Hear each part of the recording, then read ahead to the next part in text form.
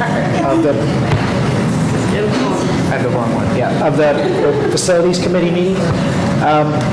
The first item on the agenda is the election of a committee clerk. The question is, do we need to have a clerk because we have no minutes? So It's okay. Committee meetings don't need minutes. we don't need minutes?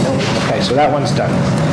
So our first point is to discuss the storage at the Darien High School. And I would like to thank Mr. Lynch for coming in on his vacation day to help us with this agenda item. Thank you, Mike. So we had a quick discussion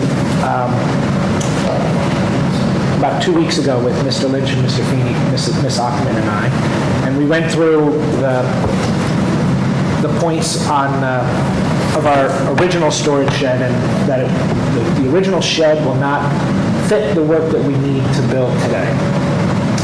So the question is, where do we go from there? And Mr. Lynch has a document of all of our, we can grab those sheets. And I forwarded it on to you, but I only did it this morning, so I don't know if anyone had a chance to read it, so I apologize for that. But in there, we find that there's not just the few storage sheds outside of the football stadium. There's storage sheds around the campus. And a lot of the teams do not want to have just one common storage shed because it's a long walk from the softball field to the football field or the baseball field to the football field to lug those equipments around. But having said that, and maybe Mr. Lynch, you can opine on all of this as well. You can summarize this document better. Right. There's 8 Connex boxes at the high school. They're 8 foot by 10 foot by 20 foot long. 7 of them, one is 10 foot long. There's 6 located behind the scoreboard, football field, stadium field there.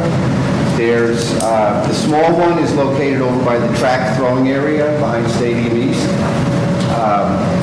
There's one located by the home plate by the varsity baseball field, and then there's 2 smaller containers plus a storage building on the dugout of the varsity softball field. And those are all the Connex boxes. And then there's 3 storage areas underneath the bleachers. One is used for the Scholastic football program. Another one has DJFL equipment in it. And the third one has a combination of some softball equipment and some bicycles and equipment like that that's used when they do some occupational and physical therapy with some of the students out on the track area. And then there's 5, they're called job boxes, and they're like rolling tool chests with locks on them. There's 3 on the contest field there by the track, 2 down by the, close to the school, 1 down by the jumping area.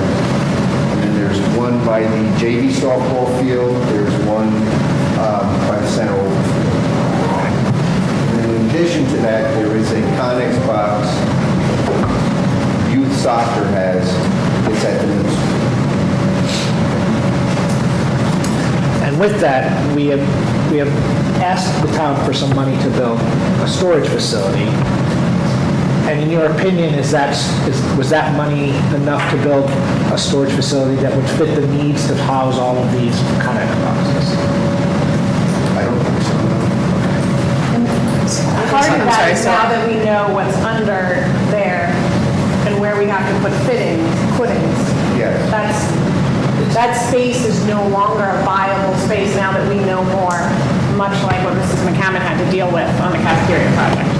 So can we just back up? So the original plan for the storage facility is no longer viable in the spot where we had anticipated it could go as a result of the issues we faced with the cafeteria construction. Is that correct? Mostly correct, yes. There was, when the money was originally requested, it came from conversations that Dr. Brenner had with people at the high school and people in the community. And I know he had been talking to some people at the DAF about the possibility of partnering and building something over by the pavilion. He talked about building something that was a combination storage and bleachers on the visiting side of the main field. And then there was the discussion of one big, large building close to or even attached to the high school. And that is not a viable area at all because of the underground electric. So your question, the answer to your question is yes. That area that we originally had projected or wanted, that had to actually go, the size has decreased because of the electrical conduit that now is for the cafeteria. So a storage facility could go in that spot, but it would be a smaller shed. Correct. The question, so the original plan was to have one large facility, or if you distributed, and then from what I just heard, it would be preferred to have some smaller ones, or to have a distributed storage instead of one central? That would be preferred? The original plan was for one large facility. Okay. And But I think you said earlier that the preference is to have distributed Yes. storage facilities? yes, it's not practical that, before every practice, the varsity baseball team is going to walk 700-800 feet to grab a pitching machine, et cetera, et cetera. They're not going to do that. So it wouldn't make sense then to have one, so each of the smaller ones, in theory, could sum up to what we had planned for the one big facility? We're not going to have giant facilities all over the place? That's correct. Okay. So, And I guess the I'm not question sure, is- hold on, I'm not sure that it's the sum. I think there needs to be some smaller ones on the outside for baseball, softball, but there's still a need for the track to have one large, not one, but the track would still, if we don't build one large facility, there's going to be 6 or 7 Connex boxes to house the track. And that was my So follow-up question. can we just back up 1 second? Sure. Go ahead. Go ahead. My question was going to be, we know what we have on site.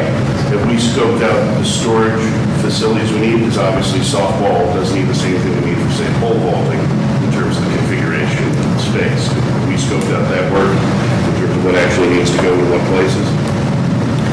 Yes, we've, Well, so here's how we ended up here. Yeah. The town, rightfully so, had authorized bonding, and there has been no work done on the project. And we owe it to the town at some point to get back to them on that bonding authorization, and are we using it? Do we have a changed plan for the use of it, which we would then have to work with the town and figure out whether that still fits the appropriate authorization, or we need to go through a new process? And/or do we release the authorization? So we can get into the details of what we're planning, but I think what we have to know is, what do we need in real time and at this moment in time? And if that's different, we owe a response to the town on what that is different. Then we can get into the planning stages of what that actually might be. But quite frankly, I think the town's owed a response. Can I just add to that? I think we also, I see some things on here that aren't related to DHS. So we are, and I see one group is renting some storage space, but there are other outside organizations that are utilizing storage space. So I think we need to distinguish the two. So what are the storage needs for our facility, for DHS, for our students and our athletes? And then what are the needs for those outside organizations, and how are we going to handle that going forward? And are we providing free storage for some of these groups when we really don't have available storage space for outside organizations? well, you need a storage space for the track team. They have all the padding and the standards that they use for the jumping and the pole vaulting. You like to have the hurdles taken off the field after track season ends. So they would need an area a little bigger than what they currently have, because right now they actually store a set of mats inside the school also. So that's your biggest need. A lot of times you'll see a high school track at the end of the runway where the starting line is for the 100-yard dash, 100-meter dash. There's some sort of garage-type building that houses all the track equipment and nothing but track equipment. So that's your biggest outdoor storage space need, that plus something for the baseball field. The other groups use smaller amounts. So there would be something separate for the baseball field, so it'd be a separate storage unit down by the baseball field. Yes. So I think if I sum up what I've heard around here, and this conversation could go on for quite a while, we're doing it right now. This is a great inventory of what we have, the Connex boxes. There's actually snow shovels and snow blower in one of them, which I'm sure have something to do with the tracks or the field or maintenance. That's our stuff. Like that. So, but to the point of what everyone's asking here, we've got an inventory of what we have. I think we need a proposal as to what we need by sports team, whether they're DHS sport team or whether they're outside organizations that use our facilities. And I mean, to me, that's the only way to go forward. Like, what's the inventory? When's the last time these things have been cleaned out? Some of them look like they're actually just full of junk and very unorganized.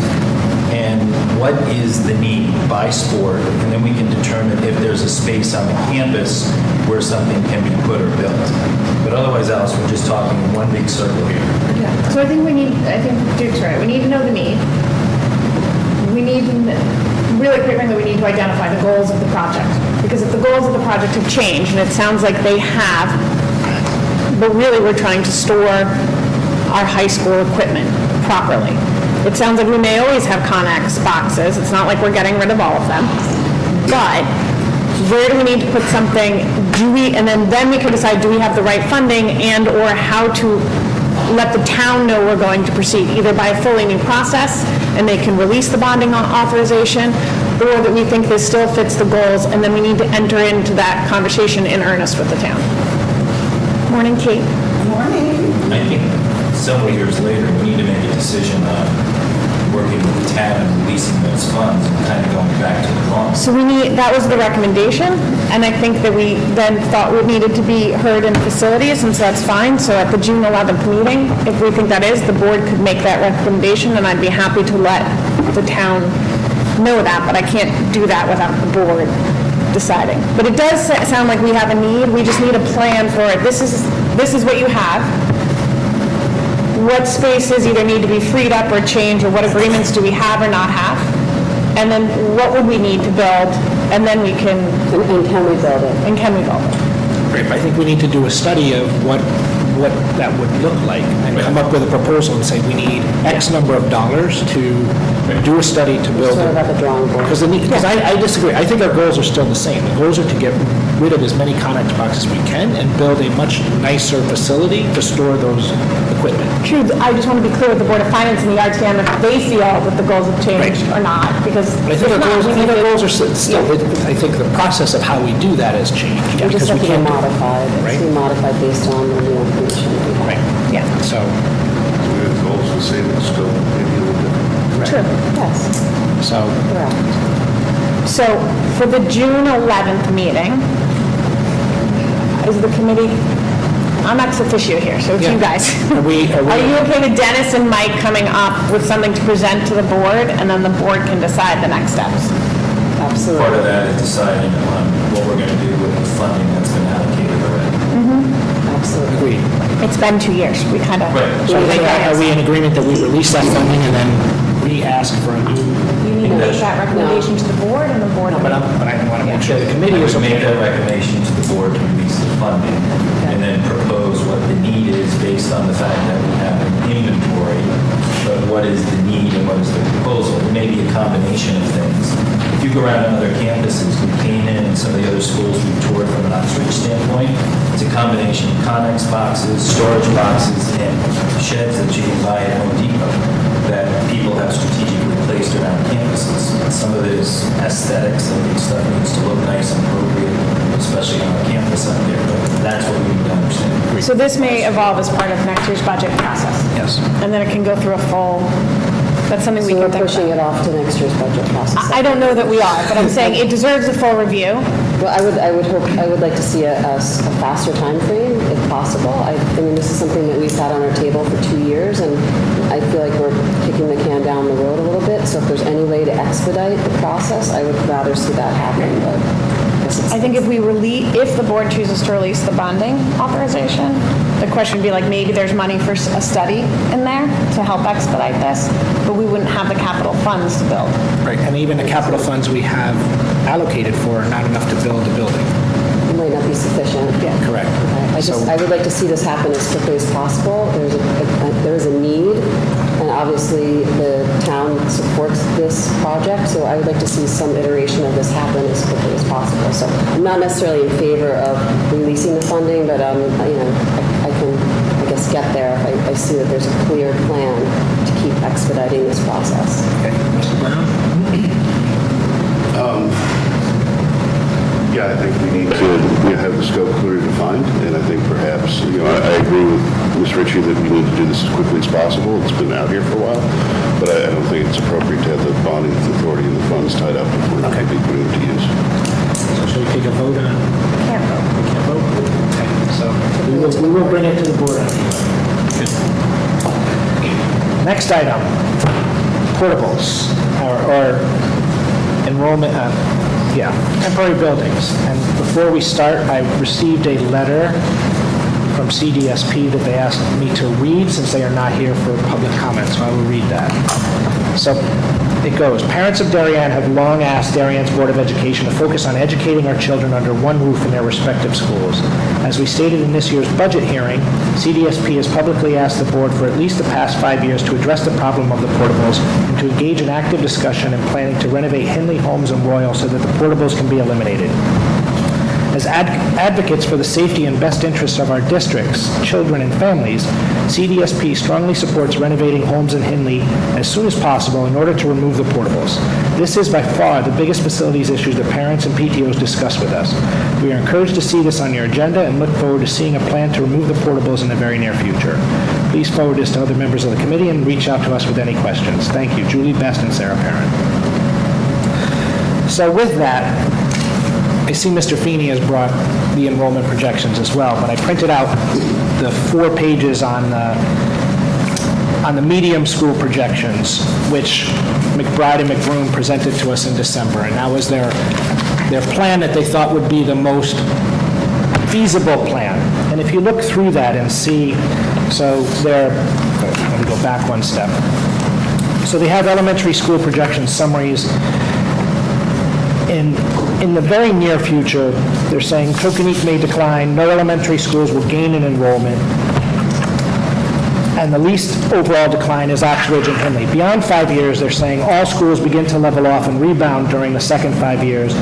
Henley is projected to have the least total growth, and Holmes is projected to have the most total growth. But when we look through their projections, and if you look out the 10-year projections that they've done, the elementary school is projected to increase by 28 students. Specifically, Henley will drop 4 students and Holmes will drop 9.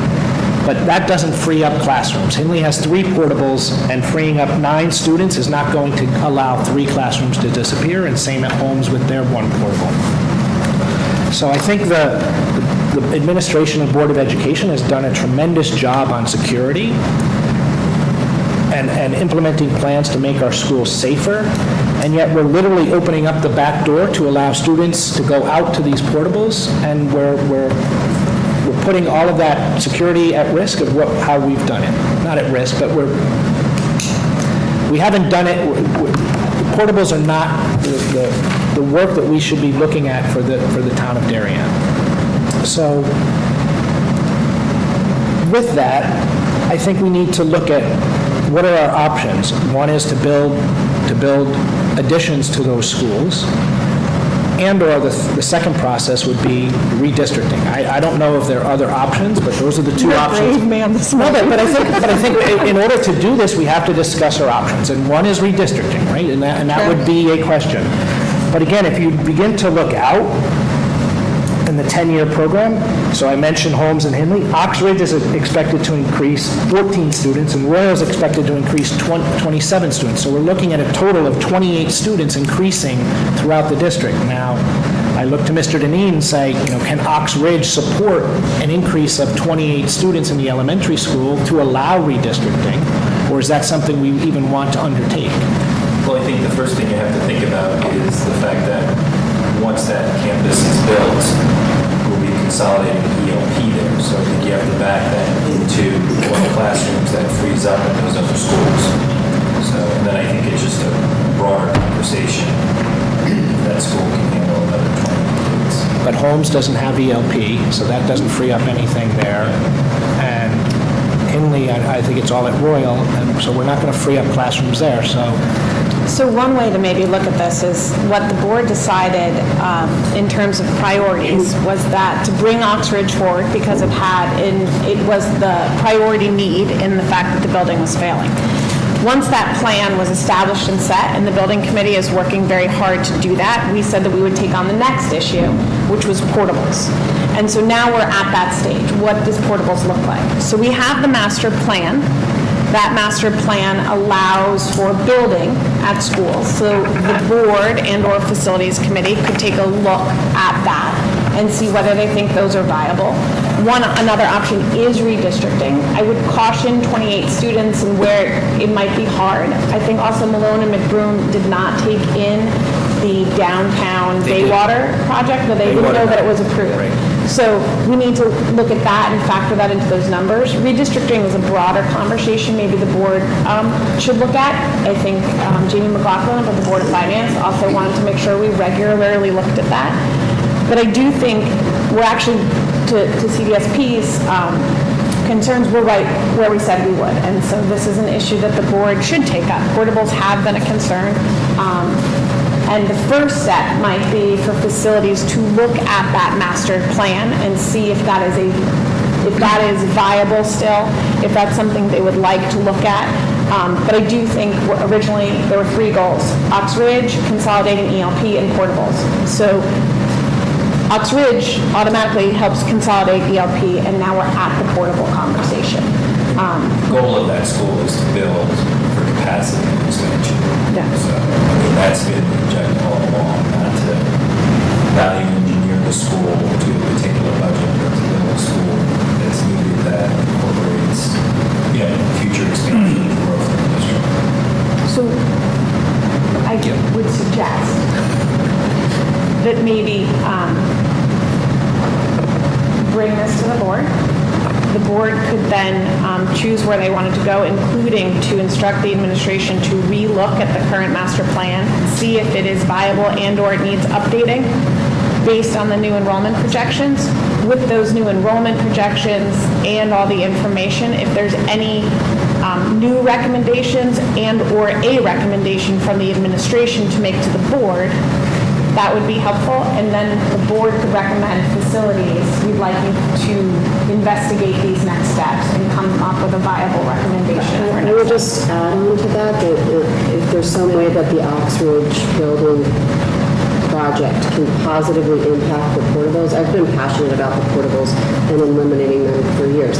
So it's a high priority for me. So if there's some way that Ox Ridge building can help accommodate the process of eliminating the portables, I'd like to see that incorporated somehow and reclined upon when we begin to discuss this at the board level. Because if there's a way for capacity to be shifted to the new Ox Ridge building, and that could take some of the pressure off of Holmes and Hinley, we may not need to do additions at those buildings. So I'd like to I hope we can take that into consiration as well. But for me, yeah, exactly. That's a redistricting I think that, and unfortunately, should be part of the conversation. It always should, even though people might not be happy about that, it's something that we should discuss. It's our job to discuss it. So people might not be happy about it, but it's something that we need to consider. To go back to the original master plan, because one of the conversation was if we build Ox Ridge, consolidate ALP, remove the portables, this is what we need to do to each school. And there were original dollars associated with that also. So I think that's what we should go back and look at. Some schools were 2 classrooms, some schools were 4 classrooms. But then you open up the opportunity or the challenge. What do you do to the rest of the school in terms of certain schools need classrooms right-sized and different things like that? It starts to go to, a much that's what it should be. So as those ELP classes are pulled out of those buildings that are impacted and moved into Ox Ridge, that frees up space that could eliminate portables at those buildings that have the portables. But then is there a way to positively impact Holmes and Hinley in the process? So, and there could be a larger project that we're talking about, but I think Oxford is important and critical to the whole process because it is a phasing. And I did mention this at our last meeting. I was asking that maybe it is time to revisit the master plan as we now have a more cohesive plan for Ox Ridge. How does that impact our overall master plan and shift maybe some of what is in here and modify what was given to us? No, I think that's fair, because I think with that master plan, we're removing, with Ox Ridge and moving ELP out of Royal, that frees up classrooms at Royal. But to me, the dilemma with Royal is Royal has very small classrooms. And if we're looking to build standardization across elementary schools, then Royal needs to be looked at because those classrooms are technically too small or much smaller than other schools. So respectfully, that's a new building goal. Right? No, understood, So we but- would just need that as a But goal. I We need think- to, the cafeteria works so well because we're very clear on our goals. So at the moment, portables is one of the goals and everything ancillary to that can be discussed. But I think Ms. Ritchie makes a strong point that portables have been a goal. They have been talked about. Let's look at the plan. The board can come up with some pathways, make recommendations for work to the facilities committee and get going on it. Just keep in mind too, what we've learned, and I'll give an update to the board, though, we can't just point to Ox Ridge because it's a new build. It turns out it is the smallest, tightest site to try and do what we're doing there. It's presented its own set of challenges as to what and how and where we can actually build on campus. So to say, building a new school will enable us to do this, that, and the other thing, it's not necessarily true. And the ed specs for Oxford are written. No, understood. So if you were going to change them on the committee, I'd just like to follow up to something Ms. Ritchie said, that, I hope the goal here is not to just put 3 classrooms in the place, put 3 classrooms in the place of 3 portables. If there's another facility and then space in the building to be repurposed, and that's better efficient use of our resources, that's something we should probably consider as part of the master plan as we look at what our options are here. I think that's an important part. For me, I would love to see, not, Duke was talking about adding 4 classrooms. To me, I would like to add space and have that space be very flexible of how we use it and whether you can take the entire second grade classroom and put it into a space and do some type of group lesson in that area. But then if you needed to build a classroom, you could consolidate that out, but have it be flexible, so it's not just 700 square or 900 square feet that it's a classroom. Have it be a flexible space that allows you to manipulate in different ways over the years as your enrollment increases or declines.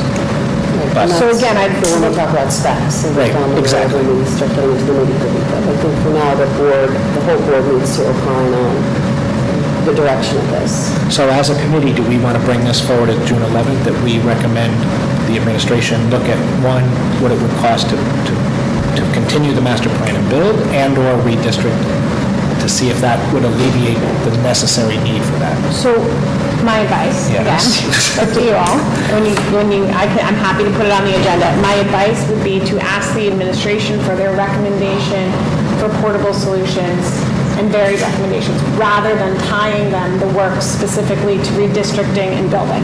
They may be able to say, we're noticing flexible space, or we're noticing education going in a certain way that we can do X, Y, and Z.